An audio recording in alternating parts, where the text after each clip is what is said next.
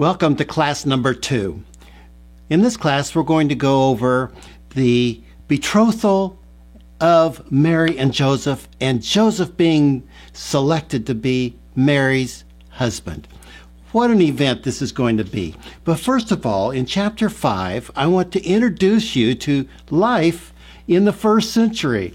This was such an interesting time where we got to go in, get our own home, and set up our own housekeeping.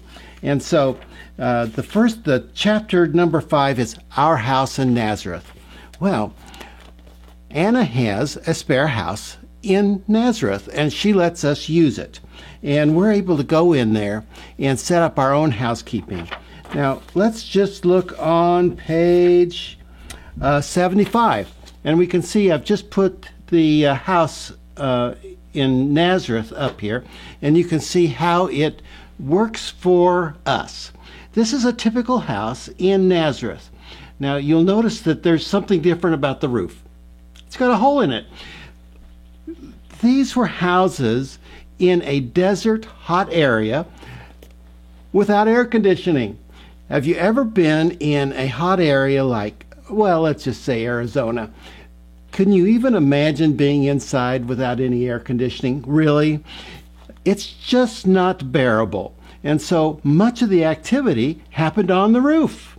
In the evening, people would go up to the roof. When the temperature would start falling, there'd be a gentle breeze. They'd end up on the roof, and that's where they'd spend a lot of times, sleep up there. How can you sleep inside? Notice the lack of windows. None. The only thing you've got is the door, and it's open to this little path out in the street. Now, you also notice on this little path we have donkeys, and we have cattle, and we have sheep, and so the street has been well fertilized, let's say. And so the odor was a little different than we're used to. There were flies involved. So the only place you could really get away from those would be up on the roof. And that was what people would do. And they would be able to socialize. You can see the roofs of each one of the houses pretty much adjoin. Now, right across from the house there, you'll see the area where the water supply is for this particular area of Nazareth. This is also the place where all of the women went and did all of their laundry right out there with the water. Just off to the side of the water would be communal ovens. So in the afternoon, about 1 o'clock, people would go over and stoke the ovens, get the fires going so that you could bake the bread for that evening. Now, you didn't want to start the fires in the ovens in the houses. They were already unbearable. So this was an interesting experience for us. And on page 83 is the transportation of the day. Eeyore, I called her. So we have the donkey. And if you were anyone with some means, you had a donkey. Now, you couldn't have a horse. The horses were reserved for priests, temple officials, political officials, and soldiers. If you weren't one of those, it was one of these. And so if you had a donkey, you were really middle class, because this was the symbol of being able to carry things not on yourself. If you didn't have a donkey, all you had left was yourself as the beast of burden. And on the page 85, and I have it back here, is the soap maker. Now, one of the things I did not want to do is introduce new technology to the people in this area. And soap was a part of the upper class. They would have soap, and the other people down below, or the middle class, or us, no soap. And you can close your ears, go la la la if you want to, but the thing you use to wash your hair and other things was urine.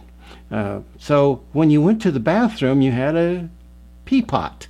And that's where that came from, is not a pot to pee in.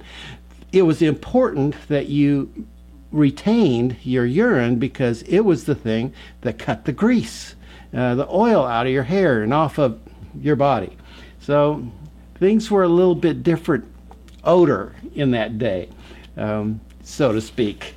And on page 86, and back here I have one of the main water pots that was used to go across the street to get the water and bring it back and fill up the big water pot there in the kitchen area so that you could be able to have water to bathe in, so to speak. And a bath was just a shallow clay pot that you put water into, and in the middle of the big room with everybody there. Remember, I talked about modesty being just a little different. In fact, the modesty levels were much lower than we have today. Well, what a fascinating time to be able to live in. And one of the things I found out is I really liked it. You knew your neighbors, and you knew because you cooked together, you ate together, you washed clothes together, you went off to work together. Today you don't know your neighbors anywhere near as much. I mean, we've got the garage door openers. We raise the garage door, and in we go, and close the garage door, and so we've become very internalized in our own homes, and we haven't built the external neighbor relationships that existed at this time. And your neighbor was your relative. Everybody in Nazareth was related to one another. So one of the things that you didn't keep track of is, were they first cousins, were they second uncles, or who were they? They were just brother, sister, and sometimes mother. With the children, they were being raised as much by the neighbor lady and the grandmother as they were their own mother. And so mother became a word for the women older than you. And brother and sister, the word for those people in your same reasonable age range. Well, that takes us to chapter 7, the search for Mary's husband. Now, this is a very interesting process. I found this whole process in over a dozen historical documents. A little different twist here and there, but essentially the exact same story. And so I needed to use it. The process is one that you and I would think was a little strange, in fact completely weird at times. So what the priests had decided, remember, Mary was given to the priests. It was the priest's job to find the husband for Mary, and their decision was that they were going to put it in God's hands alone. And the way they were going to do this is every eligible male would provide the temple a stick, a live branch, and somehow they labeled the branches so they knew whose was whose. And they would take all these branches to the temple in Jerusalem, and if they sprouted a flower in 3 days, then whosever branch it was selected, obviously selected by God to be Mary's husband. Well, all of the priests in all of the different temples of all of the little different towns and hamlets had the obligation of calling all the eligible males together and getting them to bring a branch. And so they did, and the rider took them off to the branch to the temple in Jerusalem, where they had a big stack of branches, and they turned out to be just a big stack of sticks because none of them bloomed. And the priests went through them and said, wait a minute, we don't have one from Joseph. I'm sure he wasn't the only one they didn't have one of, and so they sent a special envoy to Joseph and the priests in Nazareth saying, "Where's your branch?" And Joseph said, "Wait a minute. I have a son older than Mary. We're related. I'm a good friend with her mother, Anna. I work there at their place all of the time. I couldn't be her husband." They said, "No, in order for God's will to be done, everybody has to have a branch. And you're going to have one, or you're going to have to go to the temple in Jerusalem." He said, "Listen, I'll go to the temple in Jerusalem. I'll tell them what the story is so I won't have to, I mean, really, this is ridiculous." So he went to the temple in Jerusalem. Now, fortunately, we knew this was going to happen, and we went with him. So we could observe this with you and see what happened. Well, Joseph's pleas fell on deaf ears with the temple priests. They said, "Joseph, in order for God's will to be done in this matter, we need to make sure all the eligible men have a branch here. So then once we've done that, we can go on to the next way God is going to choose Mary's husband." He said, "Oh, for crying out loud, well, get one for me." And so they had one of the temple helpers go across the valley, the Kidron Valley, and over to the Garden of Mount of Olives there, the Garden of Gethsemane there. Now, on page 106, and we have here the recreated Jerusalem and temple in this time period. And you can see that we have the temple over here, and then a wall going across, and below that is the lower city. Now, the lower city was where all of the ordinary people, that's where we'd live, down the lower city. The upper city, you can see, had nice houses, wide streets, and that was where the priests were, and the officials, and the wealthy people. And so there was this dividing line between the upper city and the lower city. Down in the lower city, it was very congested. You can tell that the paths weren't really roads. They were really narrow paths between the houses, and livestock, sheep and goats and cattle were driven through this area all of the time. So it was a just very fertilized and healthy path areas. Now you can see how big the temple is here, and so that's where they were going. When we went to Jerusalem, we had to stay in this lower city area, and so right across the ravine over here, the Kidron Valley, and on the other side is the Mount of Olives, and that's where the priest went across, got a branch, and brought it back, and the priest says, "Okay, we got your branch," and Joseph says, "Great, I'm leaving." And they said, "No, 3 days. You need to wait." So we go back to our place in the lower valley, lower city, and the end of the story is the next morning, sure enough, his branch had a beautiful white lily on it. And so they run over and get Joseph, say, "Congratulations, God has chosen you to be Mary's husband." And they go and tell Mary. Well, right here we have a closer view of the temple. And you can see it was a huge building in Jerusalem, and predominated the entire landscape of the city. Well, Mary was there, and they told her, and Mary is a special young lady, and her reaction is, "If it's God's will, then be it done to me." Now they had to have a betrothal.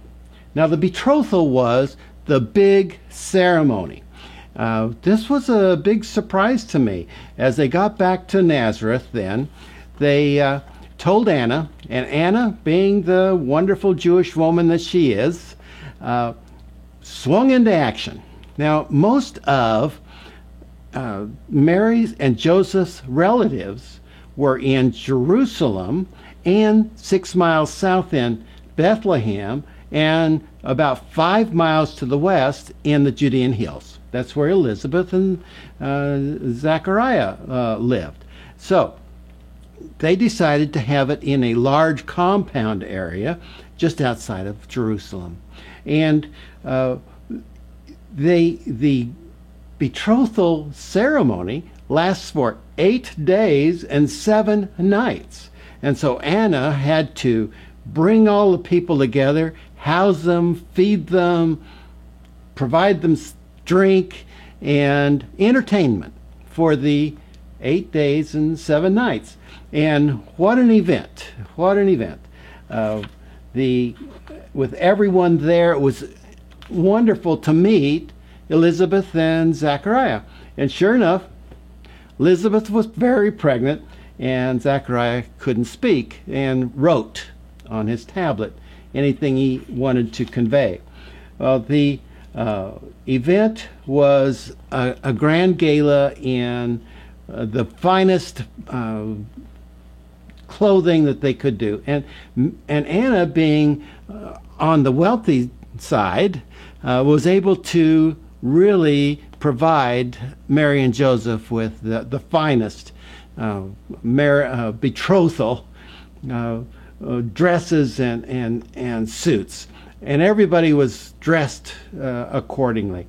Now, you see, the betrothal happens, and then a year later, the wedding happens. And the wedding is more of a personal, smaller event at this time, where that was the consummation. Now, during this 1 year between the betrothal and the wedding, the male was to build a place, get everything set up so that when the actual wedding happened, then he could take his new wife to his new place and everything would be set up. Well, behind me here, and found on page 124 and 125, is Mary and her wedding dress. Now, there's a lot of symbolism. The front and the back and the 2 sleeves formed a cross, and many other symbols that we probably have had embellished over the years. But it was a grand event, and she was dressed regally. Now we have Joseph here, and he is said to have carried his branch with the lily flower, white lily flower, on it through to the wedding ceremony, or excuse me, the betrothal ceremony. I keep thinking of it as the wedding ceremony because it was the big event. The wedding actually didn't happen for a year. So we have the whole process now on its way to where Mary and Joseph now will be husband and wife. Now, this is a process of selection that I know all of us have a little difficulty putting our arms around. But it was in so many manuscripts that I had to tell the story faithfully. And so I hope you enjoy this process, because in the next class, we're going to go through the Annunciation, the visitation by the Holy Spirit to Mary, and that whole process. So it's a great event that we're in the middle of, and I hope you're enjoying every minute of it. See you in the next class.